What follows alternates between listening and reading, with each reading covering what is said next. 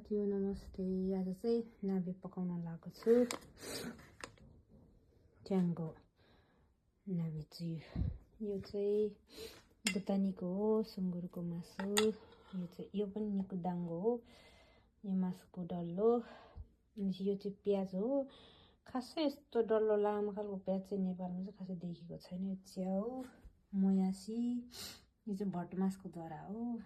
त्यसपछि मुला र गाजर, यो टोफु भन्छ। यो चाहिँ यसको चुई हो, यसको सुप हो।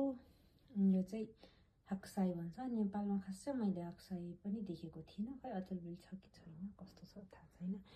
अब चाहिँ म पकाउन सुरु गर्न लागेको छु।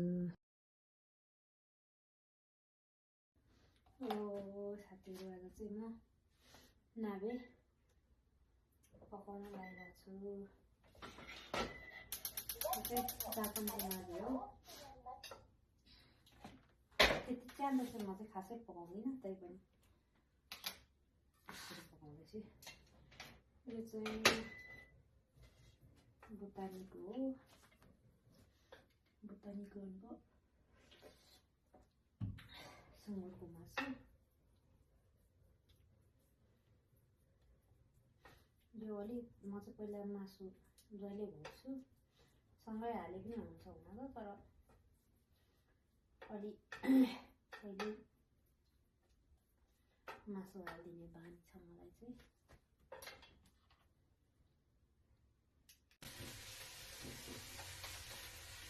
यो नाभे त अगाडि जहिले पनि नुनहरू चाहिँ पहिले हाल्ने बानी छ मेरो चाहिँ। त्यतिको खासै सँगै हाले पनि हुन त हुन्छ, तर म चाहिँ जहिले अलिक टाइम लाग्ने चाहिँ पहिले पकाउने। निकै यस्तो भयो, निकै यस्तो भएपछि नेक्स्टमा चाहिँ मुला चाहिँ अलिक पाक्न टाइम छ, त्यही भएर मुला हाल्छु।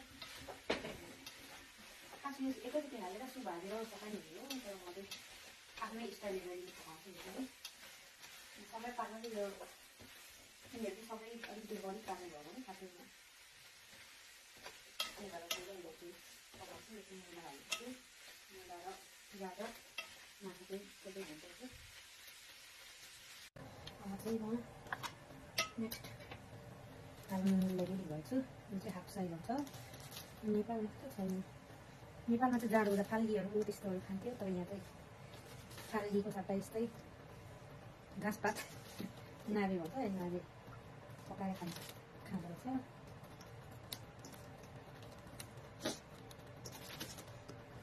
सँगै खासै हाले पनि हुन्छ, तर म त जहिले पनि त्यही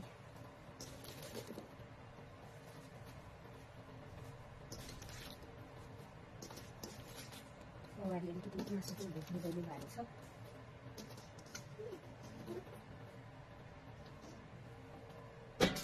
अब चाहिँ सँगै सबै हाले पनि हुन्छ। यो चाहिँ मसिनो च्याउ हो।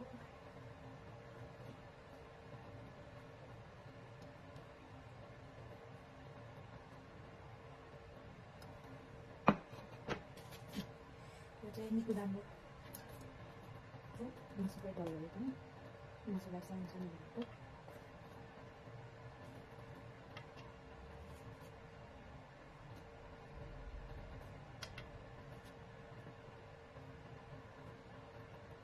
चाहिँ जति खाँदा नि मनपर्छ मलाई चाहिँ। यो नाभे चाहिँ साह्रै मनपर्छ।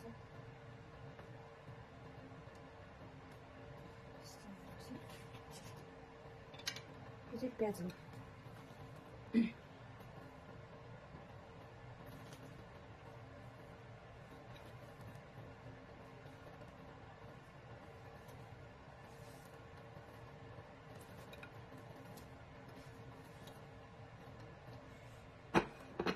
भइसकेपछि यो सुपलाई हालेपछि आफै बन्छ, रेडी हुन्छ। यो चाहिँ यसको सुप हो।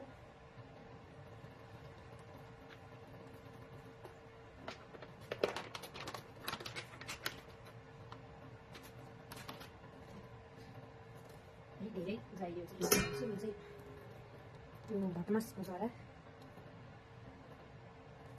कोप्चा भन्थे, सुको कोप्चा हो। भटमासको जरा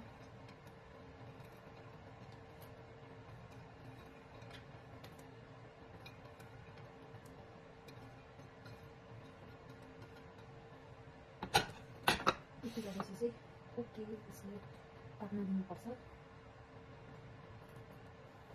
मेरो नाभे हेर्नु होला यस्तो भएको छ।